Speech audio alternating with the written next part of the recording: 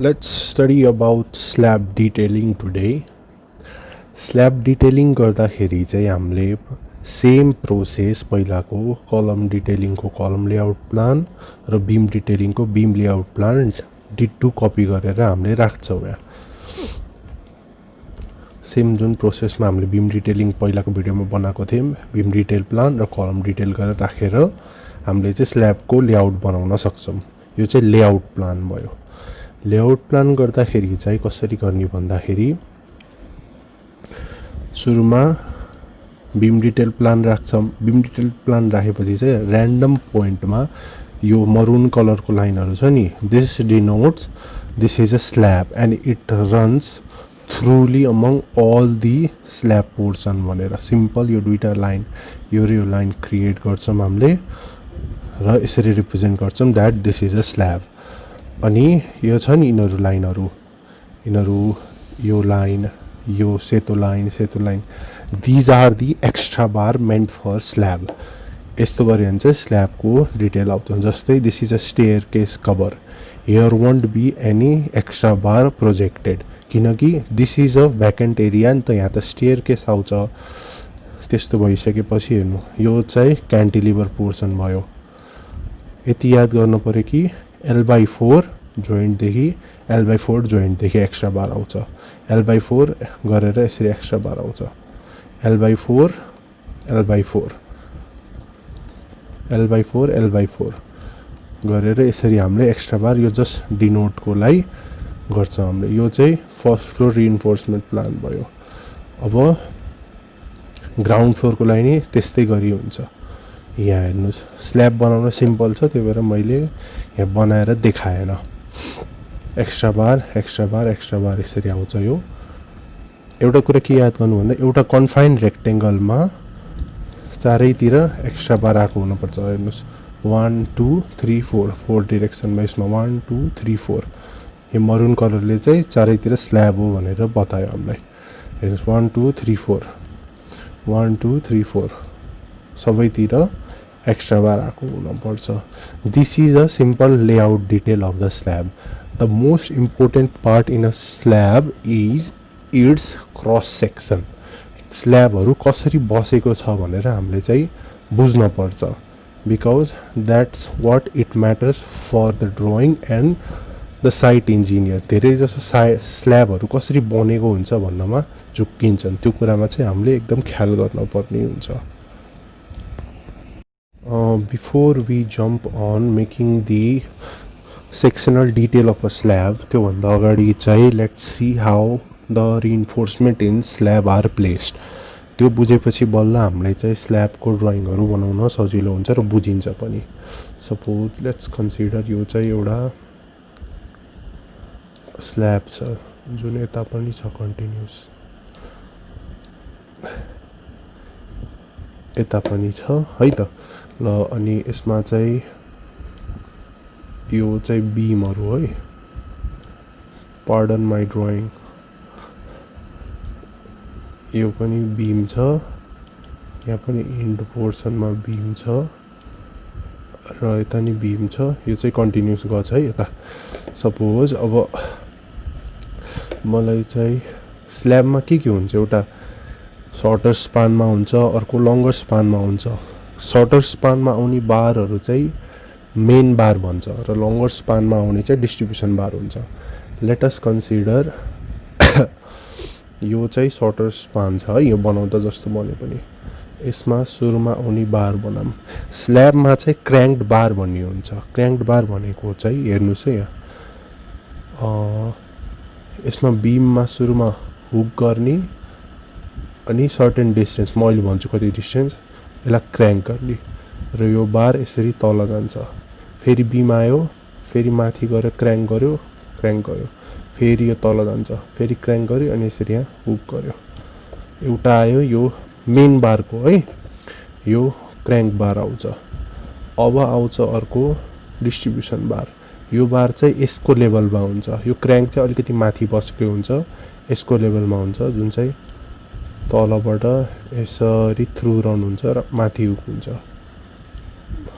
Hook हुन्छ फेरि आउँछ यही बार क्र्याङ्क गर्यो गऱ्यो, फेरि बिममा आयो, क्र्याङ्क गऱ्यो, यसरी गऱ्यो र यहाँ पनि फेरि क्र्याङ्क हुन्छ र तल हुक गऱ्यो, फेरि यो तलको क्र्याङ्क नगरेकोवाला बार आउँछ। यसरी यो बार चाहिँ बिमको माथितिर गएर हुक हुन्छ, यो चाहिँ बिमको तलबाट भित्रबाट हुक हुने गर्छ। यसरी चाहिँ हाम्रो एक्स डिरेक्सनको, अब म वाइ डिरेक्सनको बनाउँछु है। वाइ डिरेक्सनको बनाउँदाखेरि सपोज यताबाट आछ क्र्याङ्क बार, हेर है त सुरुमा क्र्याङ्क भयो, यसरी आयो, फेरि क्र्याङ्क भयो, हुक भयो र यो चाहिँ तलबाट आयो बार, माथि हुक भयो। सेम प्रोसेस, क्र्याङ्क भयो, गयो, फेरि क्र्याङ्क भयो, फेरि गयो, फेरि नर्मल बार चाहिँ माथि हुक भयो, तलबाट यसरी गयो, यसरी गयो।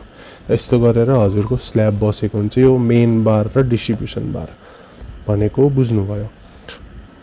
अझै यसमा एक्स्ट्रा बार आउँछ, जस्तै अब यहाँ त यो यसरी बस्ने भयो, यसमा चाहिँ एउटा हामीले यस्तो गरेर एजमा मात्र, यति एजमा मात्र यो एक्स्ट्रा बार राख्छौँ र यसलाई यसरी गरेर यो कति डिस्टेन्स गर्ने चाहिँ म अहिले ड्रइङबाट बताइदिन्छु। यस्तो गरेर एक्स्ट्रा बारको जाली बस्छ यहाँ। त्यस्तै बार यता पनि आउँछ, चारैतिर जाँदैन यो बार। जस्तै यो येलो बार र ग्रे बार चाहिँ through out the slab run भयो, यो चाहिँ एजेसमा मात्र। यस्तो गरेर यसरी एक्स्ट्रा बार आउने हुन्छ।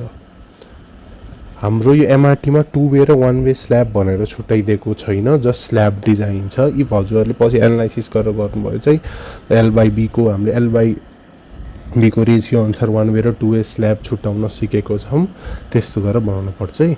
अहिले जस्ट यो एमआरटी को ड्रइङ बताइदिएको मैले। यहाँबाट यसरी यता पनि यो बार यसरी डिस्ट्रिब्युट गरेर यतिसम्म मात्र, थोरै मात्र एक्स्ट्रा बार। यसरी कतिवटा लेयर भयो, एउटा यो बारको लेयर भयो, एउटा येल्लो बार, एउटा ग्रे बारको लेयर, एउटा येल्लो बारको लेयर, अर्को थ्रु आउट रन हुने एक्स्ट्रा बार र यति यति रन हुने हाम्रो अर्को एक्स्ट्रा बार। भनेपछि कतिवटा मेस क्रिएट भयो, 1 2 अनि माथितिर 3 4 वटा मेस क्रिएट भयो। अनि यो बार चाहिँ माथि सिचुएटेड हुन्छ है। जस्तै अब हजुरले क्रस सेक्सन हेर्नुभयो भने स्ल्याबको यस्तो गरेर मैले यहाँबाट क्रस सेक्सन देखाएँ भने यस्तो गरेर कस्तो देखिने भयो भन्दाखेरि हजुरको यहाँ हेर्नुहोस्, जुन ग्रे बार भनेको थिएँ मैले त्यो यसरी हुक हुन्छ, सर्टेन डिस्टेन्सबाट तल रन हुन्छ। ठिक छ, यो ग्रे बार। अब अर्को के बार आयो, यही ग्रे बार सिधावाला यसरी रन भयो, सिधावाला ग्रे बार। अल्टरनेटिभ हुन्छ यो भनिसकेँ यहाँ ड्रइङमा, एउटा क्र्याङ्क भएको, एउटा क्र्याङ्क नभएको। अब अर्को के आयो हाम्रो डिस्ट्रिब्युसन बार, उतातिर जाने येलो बार। मैले जसैलाई यो यसो डटले डिनोट गरेँ यसरी, किनकि हामीले यो यसरी हेर्दा त उताको भाग देखिन्छ, डटले डिनोट भएको आयो। र अर्को लास्टमा कुन आयो हाम्रो dot dot dot dot dot र यो डट भनेको थ्रु गएको बारहरू भयो, यहाँको यो सानो डट भनेको, र यो भनेको चाहिँ हाम्रो एक्स्ट्रा बार भयो। यसरी गरेर एउटा स्ल्याबको टिपिकल क्रस सेक्सन बन्न जाने हुन्छ। अब यति बुझिसकेपछि बल्ल अब हामीले स्ल्याब डिजाइनतिर गर्दा सजिलो हुन्छ। स्ल्याबको चाहिँ अघि नै ड्रइङमा बनाए जस्तो के कति कति डाइमेन्सनमा दिने भनेर चाहिँ हाम्रो एनबिसी कोडमा दिएको छ। यसले चाहिँ जहाँ पनि 2 वे स्ल्याबै कन्सिडर गरिरहेको छ, 1 वे 2 वे हाम्रो ठ्याक्क छुट्याइदिएको छैन। हरेक स्ल्याब सेक्सन चाहिँ 2 वे नै हो भनेर डिजाइन गरेको छ यो एनबिसीकोमा। अब हजुरको हेर्नुहोस्, मैले के भनेको थिएँ अघि नै, यो क्र्याङ्क पोर्सन भयो, यो स्ट्रेट भयो, यो क्र्याङ्क भयो। क्र्याङ्कको कतिसम्म क्र्याङ्क गर्न पर्यो, यो बिममा हुक गरेर 0.15 B3, यो B3 लेन्थ हो नि, B3 सम्म हुक गरेर क्र्याङ्क यतिबाट क्र्याङ्क आउनु पर्यो। अरू स्ट्रेट गयो, यहाँ पनि त्यही 0.15 B3 हुन्छ। स्पेसिङ 150 mm भनेछ। 8 mm बार भनेछ तर जेनरली 10 mm दिने चलन छ 8 mm राखिदैन हामीले स्ल्याबमा यहाँ पनि त्यही छ हेर्नु 0.13 B3 अब जुन यो चाहिँ डिस्कन्टिन्युस एज थियो अब कन्टिन्युस एजमा चाहिँ 0.25 B3 L/4 दिनेको चलन छ हेर्नु यहाँ यो भनेको B3 हो नि 0.25 B3 यो भनेको फेरि अर्कै डाइमेन्सन आयो B2 त्यही भएर 0.25 B2 दिने भयो अब हजुरको यस्तै गरी यहाँ 0.25 B2 छ फेरि यहाँ 0.25 B1 यसको डाइमेन्सन अनुसार यहाँ आयो यसरी हाम्रो कतिमा क्र्याङ्क गर्ने थाहा भयो क्र्याङ्क अल्टरनेटिभ भयो स्पेसिङ पनि दिएको छ 150 mm भनेको 6 इन्चेस स्पेसिङमा गर्ने छ हाम्रो एक्स डिरेक्सन भयो वाइ डिरेक्सनमा नि सेम छ कन्टिन्युस एजमा 0.25 A2 भनेको यसको भनेको यहाँ छ नि A2 डाइमेन्सन छ त्यो अनुसार भयो 0.25 A2 यो A3 हो है यहाँ A2 लेखेरै छ A3 हो यो यस्तो गरेर आउँछ अनि जेनरली साइटमा चाहिँ हामीले ड्राइङ बनाएर दिँदाखेरि चाहिँ यता 0.15 0.25 यसरी दिन साइट इन्जिनियरलाई गाह्रो पर्न सक्छ त्यही भएर हामीले 0.25 गरेर दिन्छौँ हामीले ठुल्ठुलो प्लान छ भने त एक्ज्याक्टली गर्नुपर्छ नर्मल रेसिडेन्शियल हाउसको लागि चाहिँ हामीले 0.25 गरेर दिन्छौँ L/4 गरेर स्ल्याब डिटेल कन्टिन्युस यो भयो slab bottom continuous slash cranked bar detail along X and Y direction अब आयो हाम्रो top extra reinforcement in X direction मैले अघि नै भनिसकेँ एक्स्ट्रा रिइन्फोर्समेन्ट आउँछ एक्स डिरेक्सन भयो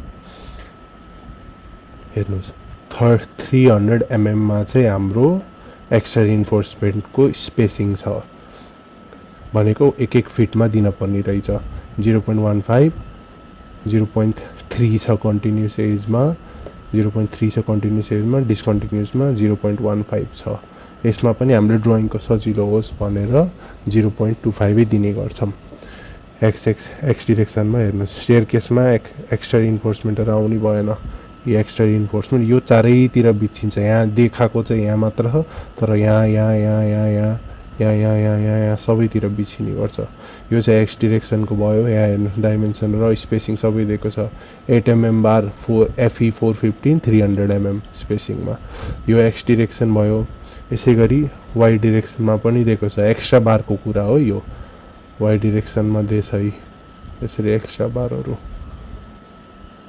र यो कालो लाइनहरू देख्नुभएको छ यो लाइन यो लाइन यो लाइन यो लाइन यो भनेको चाहिँ मैले अघि नै बुझाएको थिएँ नि त्यहाँ थ्रु आउट रन हुने एक्स्ट्रा बार पनि डिस्ट्रिब्युट हुने त्यो बारहरू हो वाइ डिरेक्सनमा नि यो कालो लाइन यहाँ देखेछ नि यी कालो लाइनहरू यसमै यो बारहरू सपोर्टमा आएर बस्ने हुन्छन्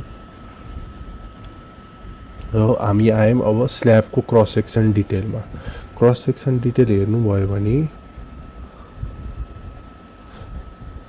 हामीले हेर्नुहोस् यहाँ सबै डिस्क्राइब भएको छ जस्तै यो बार यहाँबाट गयो क्र्याङ्क भयो बिमको माथितिरबाट हुक भएर क्र्याङ्क भयो र यता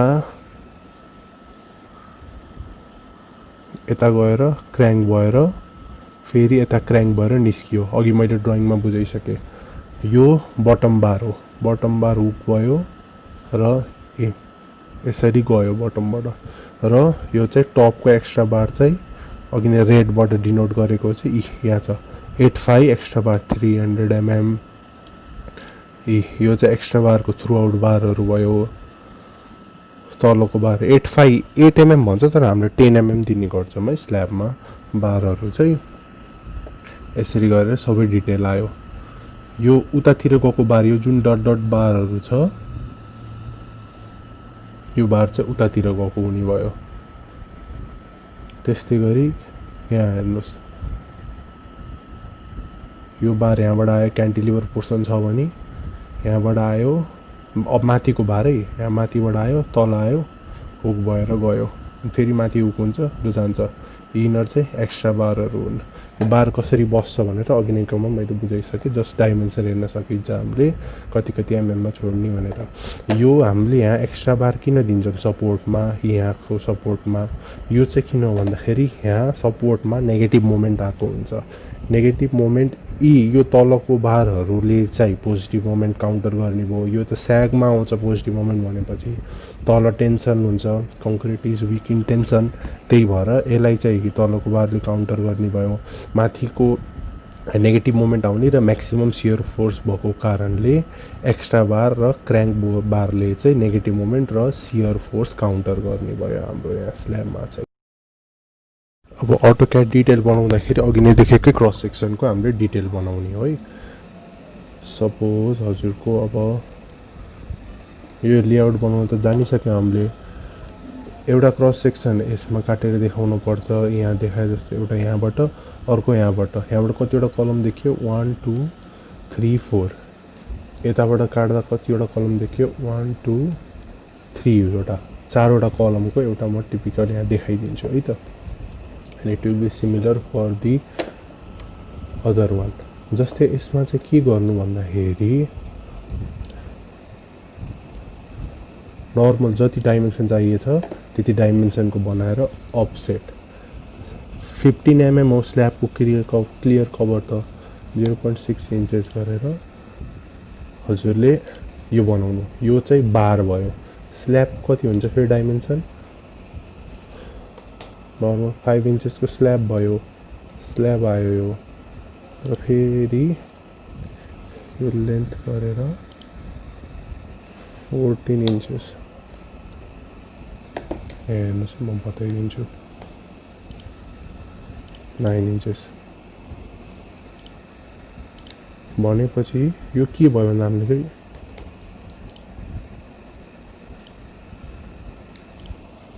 यो बिम भयो हाम्रो। यो बिममा अघि नै मैले भने जस्तो